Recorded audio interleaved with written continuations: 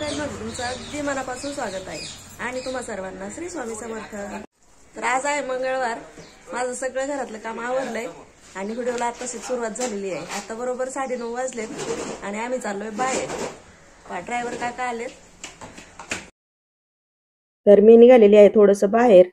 यांचं आवरून दिलेलं आहे। साहेब आणि आयुष निघाले, दोघ जण शाळेत। त्यांचं आवरून दिलं आणि त्यानंतर मग आम्ही पण जायला निघालो। तर आता इथे माझ्या मामाचा मुलगा, मामे भाऊ आणि मामाची सून आणि त्यांचा नातू असे 3 जण आले होते आणि आम्हाला सर्वांना मिळून जायचं होतं। तर पहा आता चाललोय आम्ही। हा जास्तच मस्ती करीत होता, त्यामुळे त्याचं पण थोडंसं मी गाडीत शूट घेतलं। तर आम्ही निघालो होतो पुरंदर तालुक्यामध्ये राजेवाडी गाव म्हणून गाव आहे, तिथे माझ्या मामाची मुलगी दिलेली आहे, तिला भेटण्यासाठी आम्ही चाललो होतो। तर जाता जाता आम्हाला भुलेश्वर मंदिर लागत होतं। भुलेश्वर घाटामध्ये एक डोंगरावरती खूप छान असं महादेवाचं मंदिर आहे भुलेश्वर म्हणून। तिथं पण म्हटलं मग आता जाताना आपण पाहूया तिथं जाणं होतंय का। तर पहा तुम्हाला लांबून मी थोडंसं दाखवण्याचा प्रयत्न केलाय, परंतु स्पष्ट काही दिसत नव्हतं, म्हणून म्हटलं आता चला जवळ गेल्यावर शूट घ्यावं। आणि हा आहे भुलेश्वर घाट। घाट पण सुंदर आहे, परंतु जास्त वळणावळणाचा आणि धोकादायक घाट आहे, त्याच्यामुळं गाडी पण इथे सावकाश चालवावं लागते। परंतु पावसाळ्यात वातावरण इथलं खूप म्हणजे सुंदर असतं। इकडे पाऊस पण भरपूर होत असतो, त्यामुळे डोंगरातून पाणी सारखं पळत असतं। पावसाचं प्रमाण आमच्यापेक्षा इकडे जरा जास्त असतं, त्याच्यामुळे इकडे पाहण्यास निसर्ग पण खूप सुंदर असतो। कोणता घाट म्हणते त्याला? भुलेश्वर घाट नाव असेल का तुम्ही? हे मंदिर पूर्ण घाट संपल्यानंतर रस्ता वळतो आणि त्या रस्त्याने मग आपल्याला वरती जावं लागतं। तर आता आमची गाडी वळालेली आहे आणि आम्ही जवळ मंदिराजवळ आलेलो आहोत। पहा आता इथून मी मंदिराचं थोडं शूट घ्यायला सुरुवात केली आहे।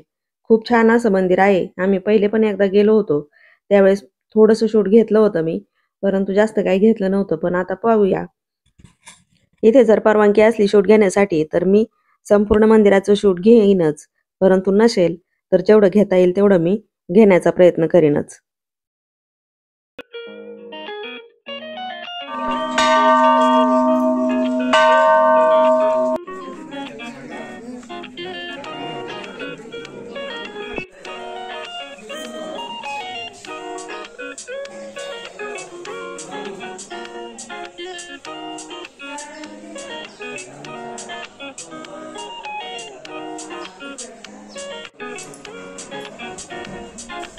काय झालं?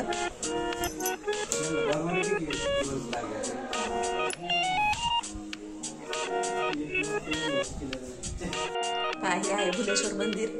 खूप छान मंदिर आहे। तर फोटो काढण्यास मनाई नाही, परंतु मी घेतलाय थोडासा व्हिडिओ।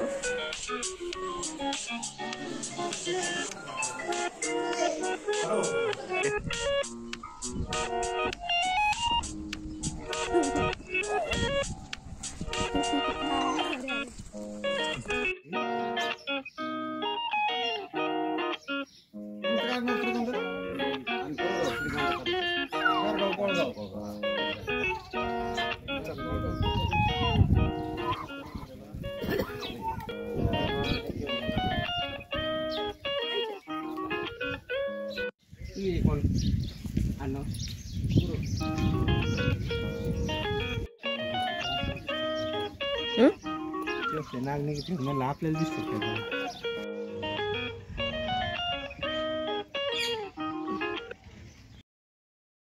तर पहा हे असं आहे भुलेश्वर मंदिर। अगदी प्राचीन काळातलं हे मंदिर आहे। तर आतमध्ये शूट घेण्याची परवानगी नव्हती, परंतु मला जेवढं शूट घेता आलं तेवढं मी घेतलं। खूप सुंदर असं तिथं मूर्त्या वगैरे, खूप साऱ्या भरपूर मूर्त्या वगैरे होत्या आणि कोरीव काम भरपूर होतं। कोरीव कामातच त्यांनी मूर्त्या घडवलेल्या होत्या, त्याच्यामुळे ते इतकं सुंदर दिसत होतं की तिथून हालूच वाटत नव्हतं। तिथं फोटो वगैरे शूट वगैरे सगळं काही भरपूर घेतलं, भरपूर फोटो काढले आणि आमच्या रुद्रानी पण म्हणजे छोट्या बाळांनी पण भरपूर फोटो काढले आणि भरपूर एन्जॉय केलं। त्यानंतर मग आम्ही निघालो पुढं राजेवाडीला जाण्यासाठी, कारण आम्हाला उशिरा परत माघारी पण यायचं होतं. रस्ता खूप लांबचा होता. जवळ-जवळ आम्हाला 100 किलोमीटर अंतर होतं आणि ते येऊन जाऊन पार करायचं.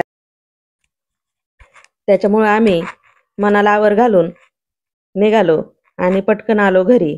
आता त्या मंदिरापासून हे जवळ-जवळ लईत लई 20 ते 25 किलोमीटर अंतर असेल. त्यामुळे आम्ही एक अर्ध्या तासातच घरी पोहोचलो. घरी आल्यानंतर स्वयंपाक वगैरे चालू होता त्यांचा, म्हणजे झालेलाच होता.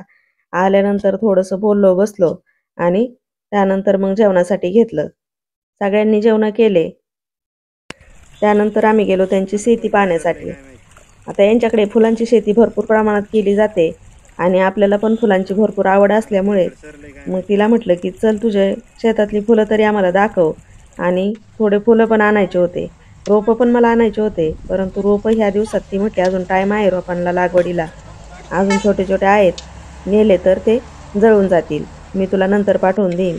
त्यामुळे आम्ही काय केलं, भरपूर सारी आणि भरपूर प्रकारची फुलं तोडत होतो.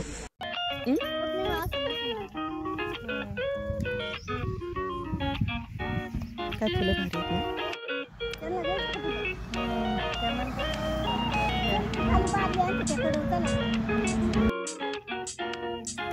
सुंदर सुंदर अशी फुलं.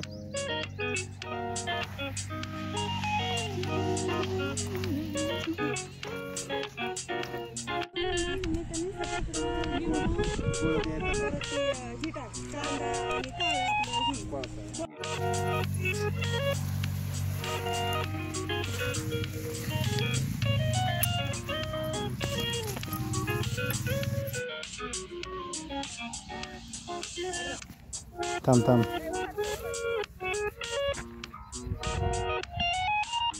हा ये.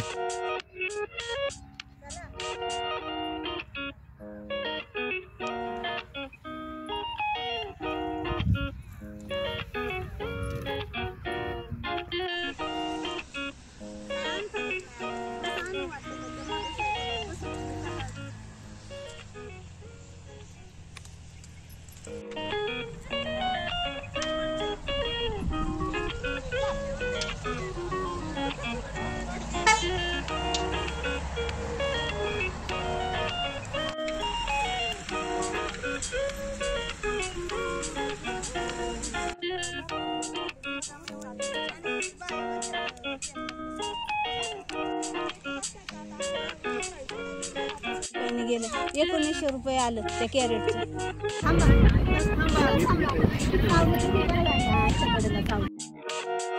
खूप सारं फुलांच्यात फिरलो आणि खूप सारे फुलं तोडले आणि भरपूर फोटो काढले, व्हिडिओ घेतले आणि त्यानंतर मग आलो आम्ही घरी.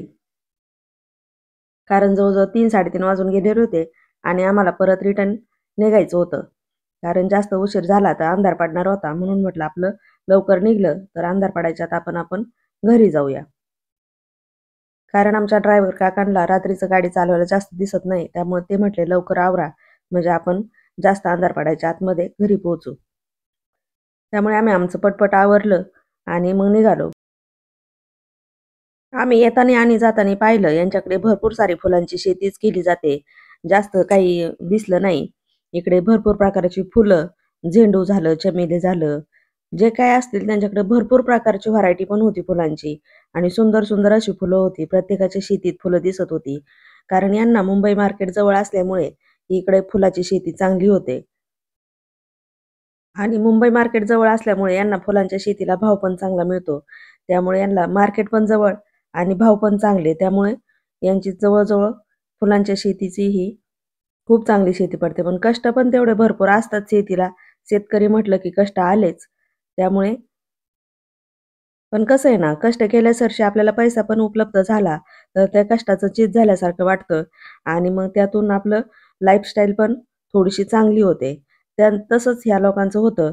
यांच्या फुलांच्या शेतीमुळे यांची लाईफस्टाईल जरा चांगली होती आणि पैसा पण त्यांना चांगला मिळत होता. त्यामुळे इकडचे जवळ लोक फुलांची शेती करत होते. इकडे जास्त करून पावटा आणि वाटाणा याचं पण पीक भरपूर घेतलं जातं. परंतु सगळ्यात जास्त आम्हाला फुलंच इकडे दिसले. आम्ही पण त्यांना रोपं मागितले, परंतु ते आत्ता लागवडीसारखे रोपं नव्हते. त्यामुळे ते म्हटले तुम्हाला नंतर आम्ही रोपं पाठवून देऊ याचे, आणि काय काय काळजी घ्यायची फुलांची ते पण सांगू.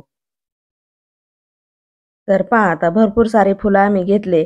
पाहू आता फ्रीजमध्ये ठेवून आपण हे फुलं किती दिवस आणि टिकतात पण हे फुलं. भरपूर दिवस टिकतात. मागे पण मी एकदा आणले होते त्यावेळेस पण भरपूर दिवस हे फुलं राहिले होते. जवळजवळ 8 ते 15 दिवस हे फुलं आहे तशा अवस्थेत फ्रीजमध्ये राहतात. त्यामुळे ह्यावेळेस जरा जास्तच आणलेत. पाहूया आता किती दिवस राहतात.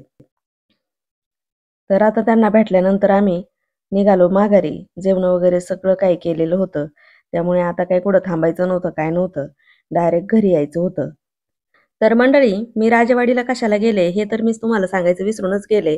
कारण कामं भरपूर काही केले त्यामुळे सांगायचं पण विसरले. कारण आम्हाला झालेला आहे नातू. म्हणजे माझ्या त्या मामे बहिणीला नातू झालेला आहे. त्याला भेटण्यासाठी आम्ही गेलो होतो. आता मुलगा जवळजवळ तो 4 ते 5 महिन्याचा झाला होता. मला जायला जरा उशीरच झाला. कारण आमचे साहेब पण आजारी होते त्यामुळे मला जायला झालेलं नव्हतं.